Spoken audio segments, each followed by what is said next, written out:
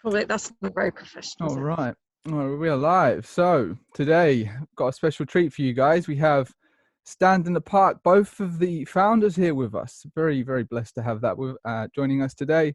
And so, if you consider yourself awakened in the activist movement in the UK and Australia, and you haven't heard about Stand in the Park yet, where have you been? Really? These guys, this movement has been smashing it. Started in the UK, it's 15th of February, is that right? I think the first stamp was the 21st of February. It's kind of stamped on my brain now. So there we go, 21st of February. And how many members are we at now? It's well over 25,000, isn't it, on the Facebook? On the Facebook, yeah. Mm-hmm. It's amazing. So yeah, it's really taken off, and it's really what's quite awesome is it's an international movement that started in Australia, and it's spread to the UK and New Zealand and other places in the world, but it's really taken off in the UK. And we have over 300 stands now, which is very impressive. So yeah, we're just going to get to know you guys a little bit better, find out a bit more about what Stand in the Park's all about and where it could go in the future. So be great to start with you, Brady, as you're the true founder. How did it all start? And did you ever imagine when you started out standing in the park that it would have turned into the movement it has now? No, absolutely not. And that was more of a personal thing for me when it started. I was going to the big protests and we were all on Facebook and ranting and raving and sharing, and that was great. And I just thought I felt like I wanted to do more. I was sitting at home just feeling like I could do more and not really sure what it was. And then one of my friends at the bigger protests said we should have just stood there because the cops were chasing us around and trying to beat people up. And it was you could have played Benny Hill music at that protest and it would have been a comedy, because it was just, they sort of did this circle thing that they do and then tried to kettle. It would be funny if it wasn't so tragic, but she said we should have just stood there. And then that's what gave me the idea. And I thought just a solid stand. It was just consistent. We wouldn't have any placards. Wouldn't stand for anything. It was just my personal truth. I was just sort of making a stand. So I didn't really have a huge agenda behind it or really any expectation at all. I would have liked some company because nobody fucking came. I stood there for nearly 3 months before anybody came. But I was still happy standing there because I felt like it was just good to do something. And I just knew exactly why I was standing there. There was just intention in that stand. I was just, fuck this. This is my line in the sand. I'm showing my face for what I believe in. And that was all that mattered. And so anything else other than that was a bonus. But watching it grow and watching what it became, because I kind of had a few little sort of rules around it, that we wouldn't have placards, we'd just dress in yellow, it'd be consistent, there would be no organiser, and a lot of the things that sort of I thought of have really come into play. But watching the social side of this is the biggest return that I could have ever possibly imagined. Just watching people connect when we're just losing so much energy in the face of such evil and feeling so lonely in it, to just watch people connect. I mean, this thing saved lives. I'm convinced of it. You just walk away so fulfilled and having had such a strong energy exchange that means so much. It's so potent. And you walk away an inch higher. It's just so important. It's just that's what fills my heart full of love. I couldn't have dreamt of anything more. That's amazing. And I'm just curious, so how was you telling anybody about it? Like, was you advertising on social media that you was doing this? And so what was the initial feedback? Was people like, you're crazy, what are you doing? Sorry, I can only hear crickets and tumbleweeds. That's all I can hear. You can't really, because it was all the freedom groups and stuff. And so you can't just post every day. You just won't get approved. And I was a nobody then, sort of thing, so to speak. And so I was just posting in all of them sort of once a week and trying to space it out and just explain what it was. And look, from memory, there was a few likes and stuff, but no real interaction at all. And I don't think people really got it, but once they did, it sort of snowballed really quickly. So what do you reckon it was that sort of tipped the balance, that people started looking at you and the park? I'm going to join this guy. This looks like fun. Just probably getting the word a bit more out there. I think there was people out there who would have got it. They just didn't really have access to it. So when Max Egan gave us a shout out, nice. That day, three guys came down. I mean, every time they tell that story, they say the look on your face was just priceless. So you were saying, Max Egan gave you a shout out, and that's what did it. That's amazing. Yeah, he's great. Two guys came out who are actually really good friends with Max, and every time they tell the story, they say the look on your face was priceless, like a little kid who just made some friends or something, or like I was just standing there by myself in the rain in the park, with a yellow raincoat on, and they walked up, and I was like, "Are you guys here for standing in the car?" They said it was just priceless, your face, and it was great. It was the best feeling ever. That's amazing. And so then, how did it spread to the UK then? What was the cost there? Do you want to take that one as well, Brady? Well, it all started in India. I was traveling through India, and this really pretty blonde chick just grabbed me and just couldn't help herself. Exactly what happened. I was totally innocent bystander, and she just absolutely grabbed and just ravished me and made me her boyfriend and made me travel like myself. No, we were traveling in India in 2006. Yeah. I was with someone else, and Sophia was with someone else as well. And then she just ditched him and just grabbed me and just wouldn't. No, we both sort of split up with who we were. So we had an amazing journey in through India and Pakistan, up in northern Pakistan, and up in Peshawar, and then I went to Afghanistan, and then FiFi went back to Thailand, I think, didn't you? And so we were travel love. It was awesome. It was so nice. And so that was how you guys met. And so then I guess there must have been some point after that you Brady, it must have all just been like, hey, do you want to get involved with this? Or how did it come over here from that? Yeah, how did you find him? Were you stalking me? He thinks I was Facebook stalking him. Mm-hmm. And so we kind of lost touch for a few years. Braids went back to Australia. I ended up living in Vietnam and Cambodia and just being out in Asia again for quite a long time. And this all kicked off, obviously, last year. And I was on Facebook, like really incognito. I just belonged to one group, and it came up like Brady's profile. So there was a bit of stalking involved. I was like, oh, it's Brady. Let's see what he's doing. And just reams of stuff, you know, calling this whole thing out. And I was like, oh, hallelujah. I'm going to have to get in touch because, you know, there aren't many of us around that are all completely awake to this. So I got in touch, and Brady mentioned this little thing he'd been doing, a stand in the park, and hey, you know, why don't you start one over there? Name your park. I was like, yeah, I'll do that.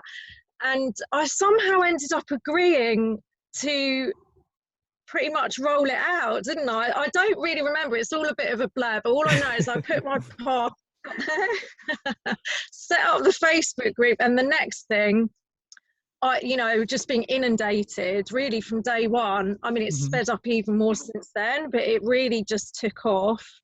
Same kind of thing as Brady did. I got it out there on like the freedom group, Save Our Rights were really interested. Great reopening, of course, as well.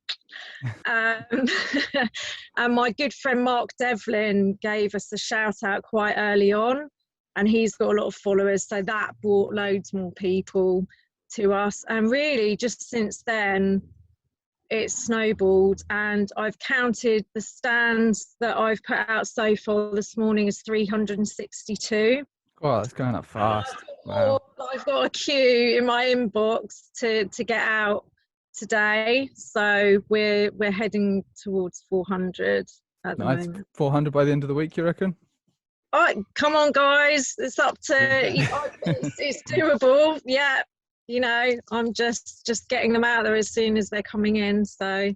And so the first ones that you did, how was it? Was you like Brady standing in the rain for weeks on your own, or was it straight a boom? No, it was just everyone there. Awesome. So my park's St Albans, Verulamium Park, and I thought, okay, it's going to be 3 of us, which is fine because it was all about making our own personal stand. So there was me, one of my sisters, and a good friend coming down from Luton, and I thought, you know, that's great. We've got 3 to start off with, and we were standing there for quite a long time on our own because we hadn't really specified a meeting point. and I was kind of trailing people that had yellow on that had nothing to do with us. Chasing this little boy that had a yellow hat on, and thought, no, this, that's looking a bit suspicious. He had nothing to do with us. But some people rocked up, and it was great. We were all having a chat, and we kind of walked around a bit, and there was this huge other group. I actually nearly burst into tears. There were 28 of us on the first stand. Wow, that's incredible. I know, and it's been growing ever since. So yeah, I didn't have the Brady experience of standing on my own, but I was well prepared to do that, definitely. Yeah, it's just gone from strength to strength. That's really great to hear. Well, it seems that Brady did the hard work of getting it going, and now it's and now it's just it's really exploded. So it's there's quite a potential as well still for the movement to spread to other countries as well. I mean, the situation here in the UK, it's moving out of the lockdowns, but it's still taking a long time, and there's still a lot of healing to be done, and people still need to get back into the idea of being around each other and having fun. So there's a lot of room for Stand in the Park in the UK for sure to keep going, but also like Europe as well, even Ireland, they're still getting it heavy, man. Like whether you believe the numbers or whatever, they're still in pretty serious lockdowns all over the place. So they could really do with this kind of movement. So we've got stands in Ireland. Oh, we've gone into Ireland now. Awesome. Yeah, we've got. That's great. I think we've got about 10. I'm not 100% sure. It might be 8, but in Northern Ireland and Era. So it's spreading, and lots of interest coming in. Yeah, that's good, because I feel bad for that. I don't know if you saw what's recently happened in Northern Ireland, but they seem to be at their breaking point there, and I think they've been in even more of a lockdown here. So hopefully, they can cotton on to this and start meeting up again, because it attracts a very certain crowd. And with all of these lockdown measures in place, I've noticed myself as well, when I'm meeting new people and I'm interacting with people again, it's just, you appreciate it. So it's got this magic about it. It's just like, I don't know what it is. Maybe there's been some energy shift. That's why they want to try and stop everyone from seeing each other or something. But no, it's quite magic. So it's really great. You guys are, you got this, you're spearheading this movement, and I'm very excited to see where it's going to go next. Yeah, so am I, because there's no plan. People ask you, what's the point? Like, what next? I'm like, I don't know. We've done another plan. Doing its own thing, isn't it? It's very organic, which I think is why it is so popular, because we're not telling people what to do, what to stand for. There's no hierarchy, there's no agenda, and I think that's what's drawn people to it, that kind of freedom. I'd say so. I think the people like you were just saying, Travis, is the people who are being empowered in this, finding a power in themselves. We're finding a power in ourselves that we probably didn't find before. So when we're stepping into those parks, it's not an over dramatization as though we're stepping into our power, and then to amplify that with those reflections. I keep saying in all my videos, we're all leaders in this. There's no one coming along to save us. We're all as important as each other, and if this is the great awakening, then that's you awakening within yourself to step into. It's not something outside of us.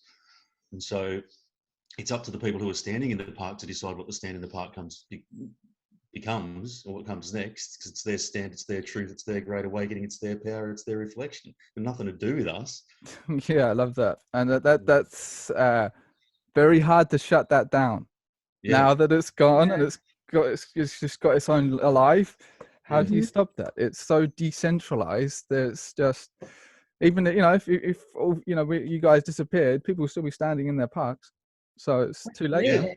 Yeah, they would. Who knows what else? You couldn't. It's already immeasurable, and it will just get more. The waves will just get bigger and more. The ripples will just affect so many things. And I think you're right. Maybe taking that away from people has really woken us up to what's important and what's true for us and what we value most. And people won't let that go. We were tumble dried. We were spun around. We were fucking pinated. We had the sense beaten out of us. We didn't know which way was up by a lot of what was happening, a lot of what the world is still doing. But when you wake up in that, and you see the horizon, you're not going to take your eyes off it. You're just going to own it. at whatever cost. And so I think they might have created a monster inadvertently here.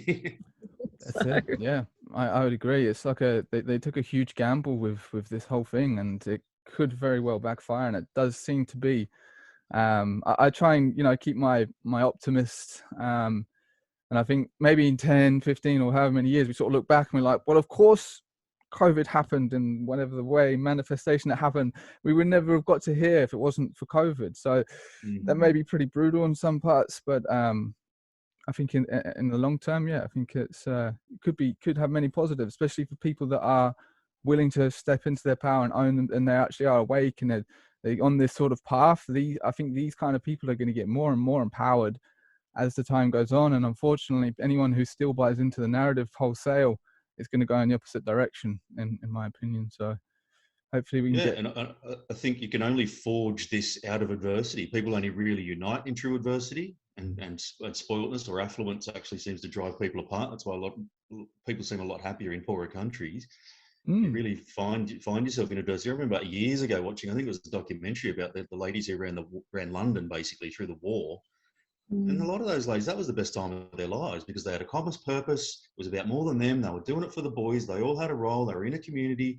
It really unites people, adversity. And it's kind of true. The only time you speak to somebody at the bus stop in the city is when the fucking bus is late. And then you're chatting to each other and you see them the next day, you're like, yeah, we went to war together. That was 40 minutes late. We stood in the rain. It really does crystallize people. Adversity, unfortunately, and it crystallizes us individually as well. I mean, that depression that I went through was the best thing that ever happened to me. I would never have found all of the answers and found this person that I liked so much if I hadn't have gone through that. You kind of need to get squeezed to pop out the other side. Did you want to talk a little bit about that specifically? That little, it was a dark night of the soul that you went through, basically. Yes, it was. That's a very poetic way of putting it. Yes, I like your style. Yeah, probably. I mean, I was never a very happy child at all, just from whatever normal things. We've all got them, and that sort of really compounded, I guess, right before I went travelling, which is so FiFi probably copped a bit of the brunt of that.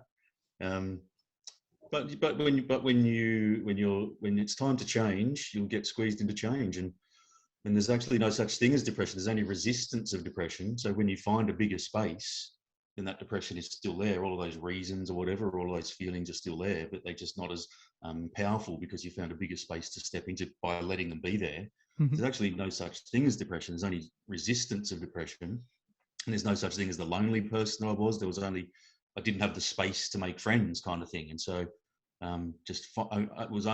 in my experience, it's only really spiritual answers, whatever that means to a particular person, that can solve that, because you just have to find a bigger space. You can't solve that stuff. You just have to move into somewhere where it is, and then that really empowers itself, and then you move out of it. But it's the best thing that ever happened to me. The best thing that ever happened to me. That's amazing. Yeah, and this is credible as to how the hardship can forge people, and I can relate myself. I had a hardship, and then I went traveling, and so my life completely changed. And I don't know if I never went through those dark parts of my life, would I have ever appreciated, having like abundance or, good times and stuff like that.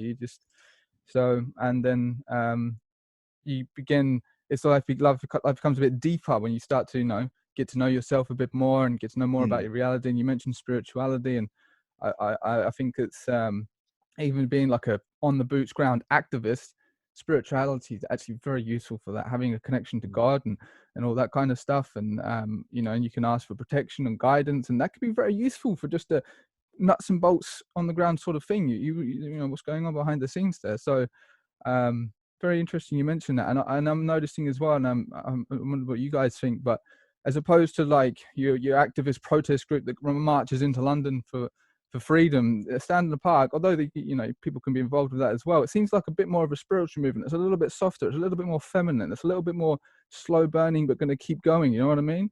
It's not like if I compare it to the Great Reopening, it was just like boom, explosion, done. Just whoosh. But this is like a like a slow, gradual, and it's going and it's really you see it go.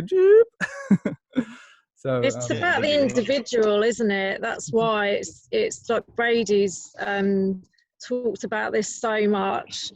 and for good reason, is it's a personal stand that we're making. It's great to have loads of people coming along, and that's wonderful, but this is not about just a social, like a jolly in the park. It's making your stand. You've drawn your line, you said no more, and it is an energetic thing, and it is very personal. People have got very different reasons for standing. They've gone through different things. They might be focused on different aspects of this. They might have been affected in different ways, but everyone's kind of coming together to do that. But it's very much about stepping into your own power, because we're all going to be tested in this.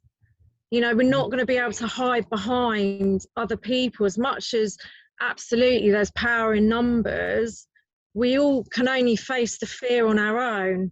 No one else can do that for you. So when you kind of make that decision, and it can be quite scary, it's just going to the park, but when you've got police coming along and giving you hassle for being there, that's so confronting for some people. Mm-hmm. And for them to come out the other side and be like, wow, my God, I've just gone through that, and it does something. It is that kind of growth through adversity. You realise what you're made of, because most of us, like, we've never had any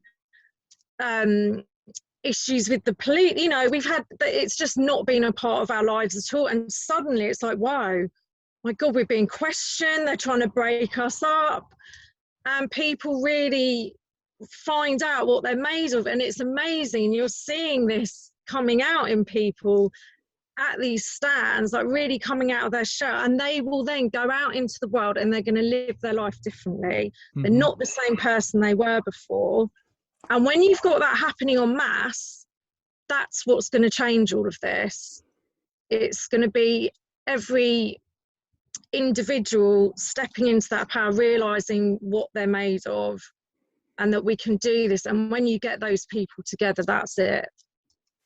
It's done. And I think people are noticing that as well. The police aren't actually that scary once you've been through the process, once you've actually maybe been in cuffs or arrested or something or whatever, and then you come out of it and you're like, oh, it's nothing. it's all just smoke and still alive. Yeah, it's still alive. And like, I use my own example. I got a fine 5 weeks ago. I got arrested and de-arrested, and it hasn't ever turned up. I never received this fine. So I'm sure that people are realizing that, and if people lose the fear of the police getting arrested, especially if they know in themselves they're not actually doing anything wrong, like being around human beings is not a crime, it's not breaking the law. So people realize that, and they become empowered. And I think there's one of Brady's lines that was, we're training soldiers in lattes in yellow shirts. Ukrainians and whatever. And that's so true on multiple levels. And but you mentioned the energetic side there as well, and also just want to touch on this because I'm sure you guys would like to mention this as well, is why the stand is at 10 a.m. Over to you, Brady.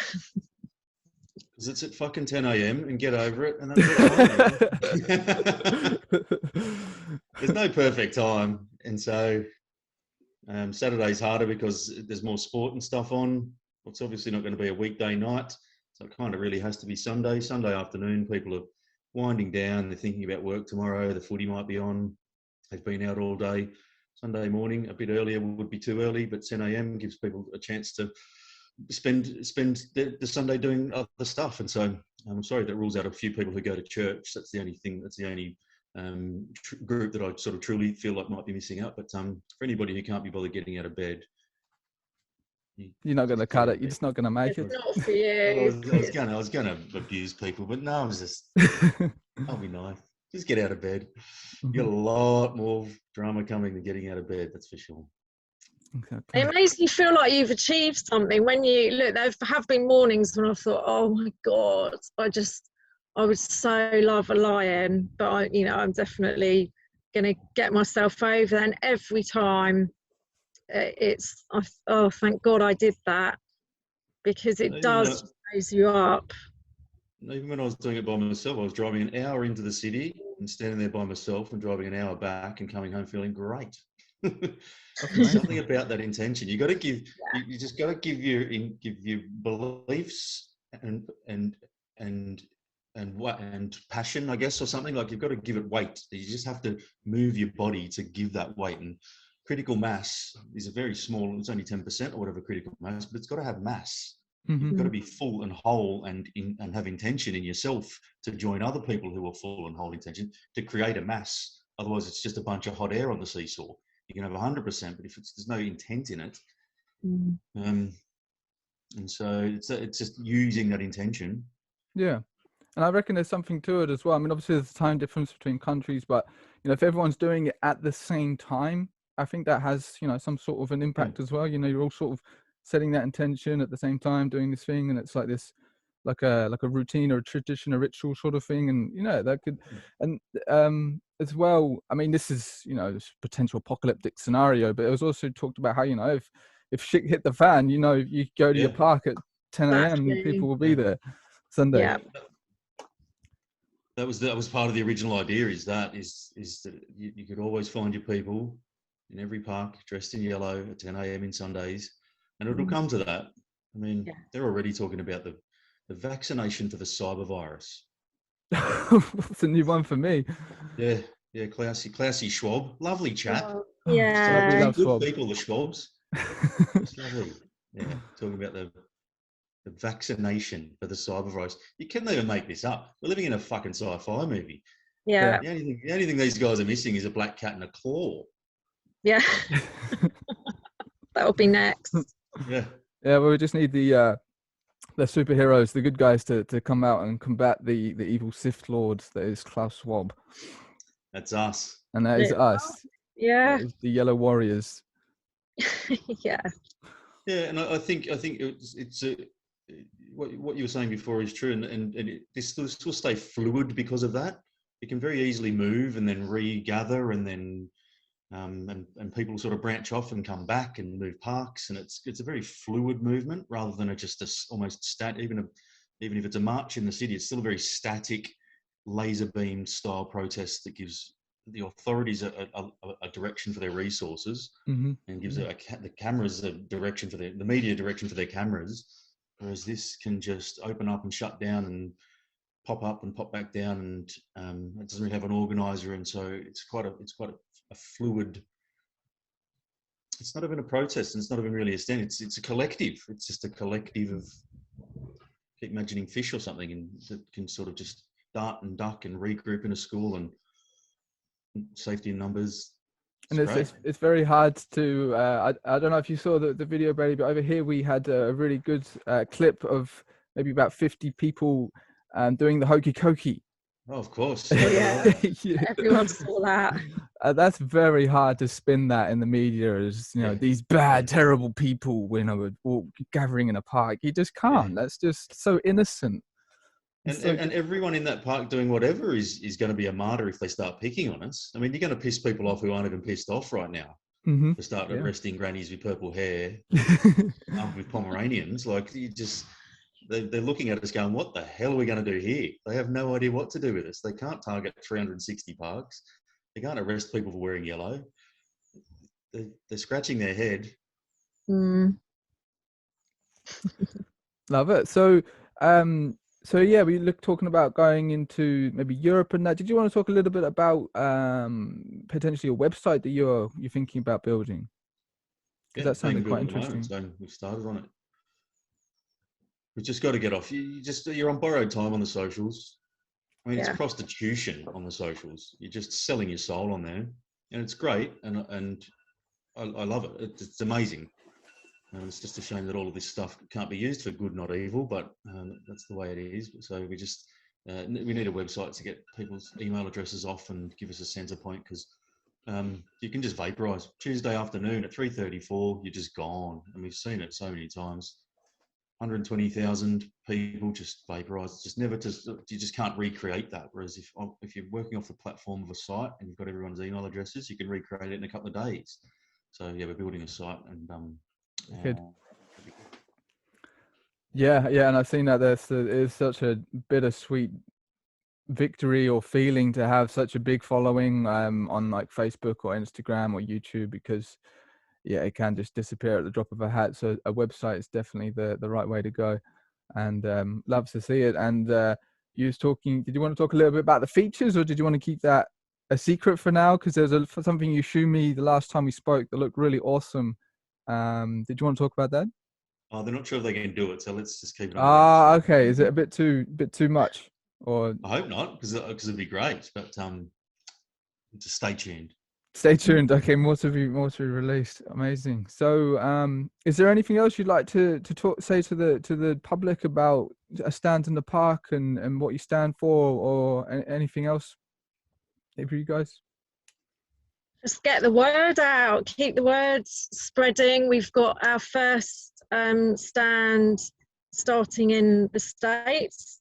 Oh, that's exciting. Yeah, so that's awesome. I'm in contact with a woman that's getting hers going in Texas. We've got stands in Spain and Portugal, which, yeah, we kind of like focused on getting stuff spreading across Europe now as well.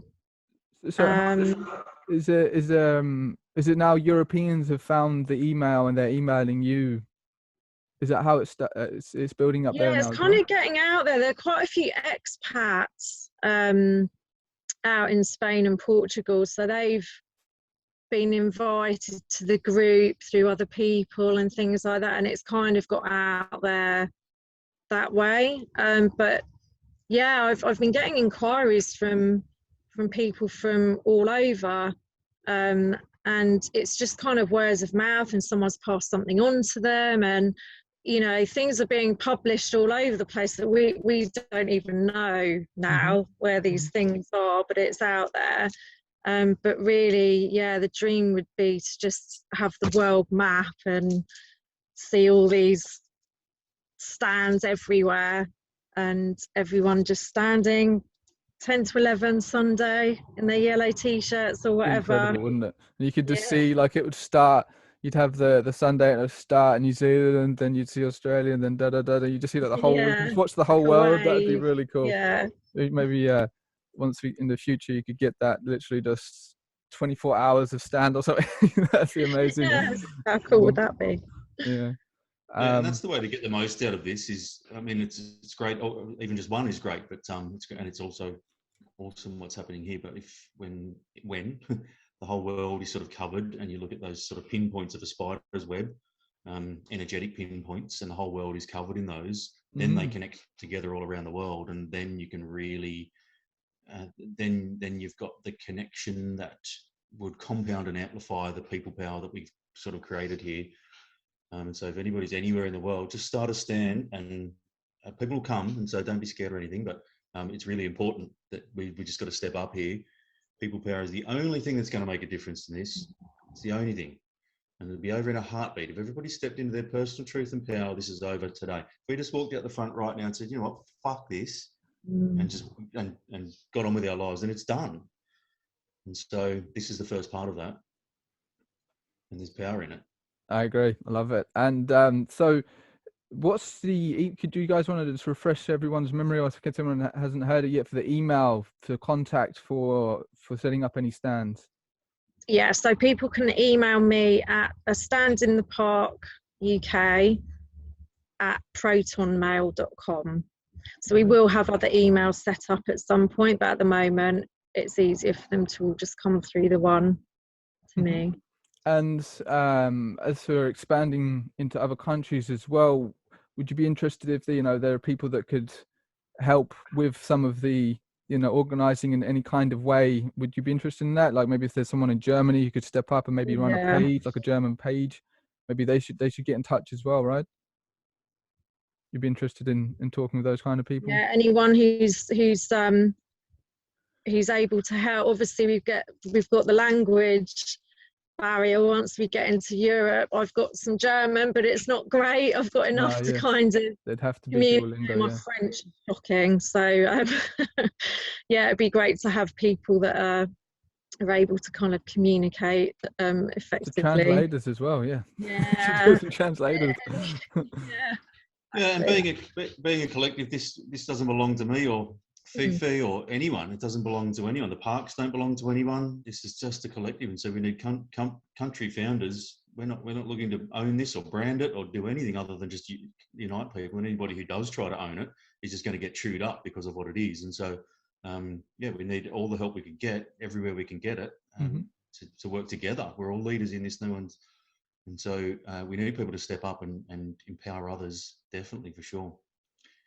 And it's this, people still sort of kind of get what Stand in the Park is, but still ask. And so I think when we talk about personal truth all the time, because everyone that's sort of standing for personal truth with intention for freedom and stuff. And I think it's just important that people understand that their personal truth is different to my personal truth and FiFi's and Travis's, and everyone's got their personal truth, and that is could be something in the physical, like I'm really against lockdowns, and my friend got a vaccination injured kid, and there's all these things that are true for us, but there's also what we're willing to give up for what in that. And so when we're standing in this park for our own personal truth, we're standing as a physical marker for where we're at emotionally, spiritually, for ourselves, because of those reasons in the physical, standing next to people who've almost sometimes got entirely different values or passions or beliefs, but we're all standing for each other's freedom. And I've said it 1,000 times, I'll say it 1,000 times more, is that when you're standing for each other's freedom, we don't want to live in, we celebrate diversity. We don't want to live in a world where everyone's me or Travis or FiFi. We celebrate each other's diversity. I want to live and learn and grow and benefit from other people and their personal truth. And so when we're standing next to each other, even if we disagree with each other, we're fighting for each other's freedom, and we're brother and sister as far as I'm concerned. I love you, and we're standing together for each other. And I celebrate the fact that you are a dickhead and you think I am. Can I just add one little thing? Please. That's why being in the physical is so important. I just put out a video the other day about, online is not real life. And the people that are bickering with each other, I can almost guarantee if they actually met in a park, and yeah, of course, people have differing opinions, but these arguments and things that seem to divide and they escalate online, in the physical, we're all here for the same reason. Whether we've got slightly different views on things, we're all here because we're standing for freedom. And, whatever our personal views are, we're here for the same thing. So being in the physical is what it's all about. And that's why Brady started it, isn't it? Get people together. Yeah, and it's true. You could speak to the same people for 1,000 hours online and get far more return and far more, just immeasurable what the difference between just standing with those people for an hour and having a chat and just an actual physical energy exchange. It's as important as food and water. Yeah. We just got to be around each other. We just need.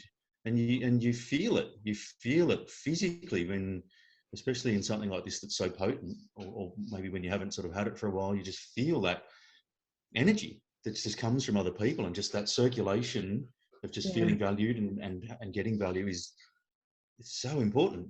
And you look at that, I think was it Hitler that did that experiment where he took the babies that were born and put them in one room and they weren't touched, but the other babies were held and fed the same thing, and all of the babies, or a lot of the babies, or in the one room that didn't get touched, died, or they went back and checked the ones that lived later and they had health problems or something. I can't remember the exact result of the experiment, but there was really sort of differing results from just these little kids that were held and these kids that just weren't at all.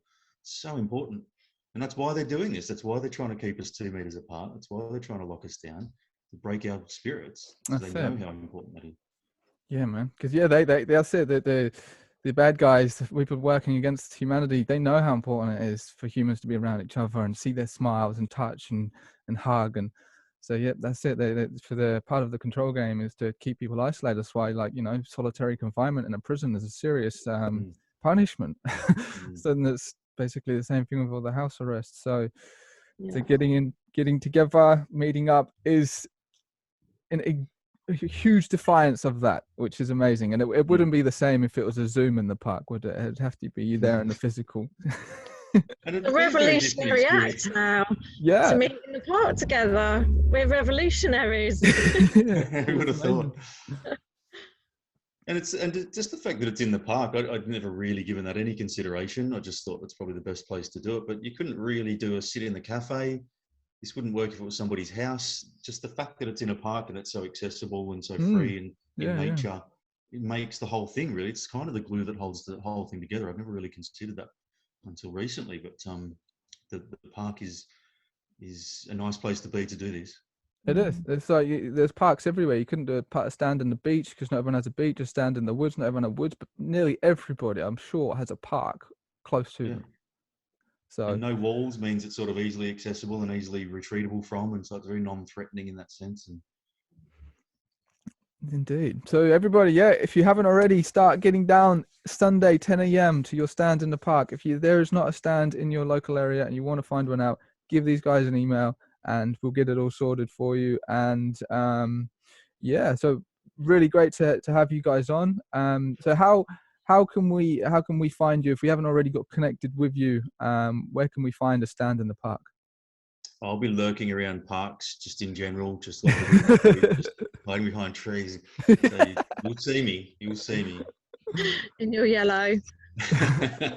We're on Facebook, Telegram, Twitter, YouTube, Gab, Instagram. I think that's it, isn't it, at the moment?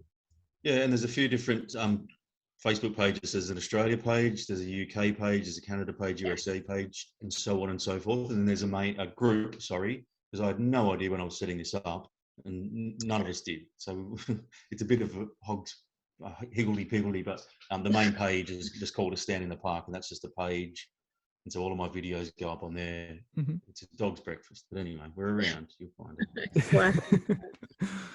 Just have a search around the Facebook, have a search around the parks, you'll find us.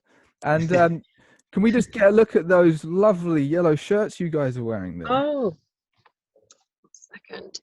I don't know if you can. There you go, guys. They're available for yours purchase. Is bigger than mine. Anybody wants that? Yours bigger.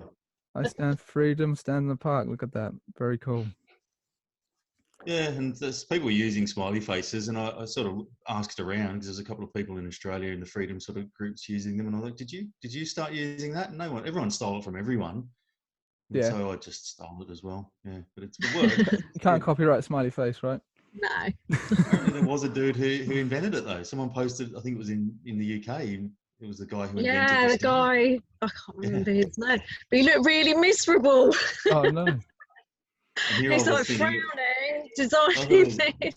I thought it was actually Forrest Gump. I thought the movie was real. Yeah. You know when he wipes his face. And... I haven't seen that. Oh, right. He wipes his face in the smiley faces. Yeah.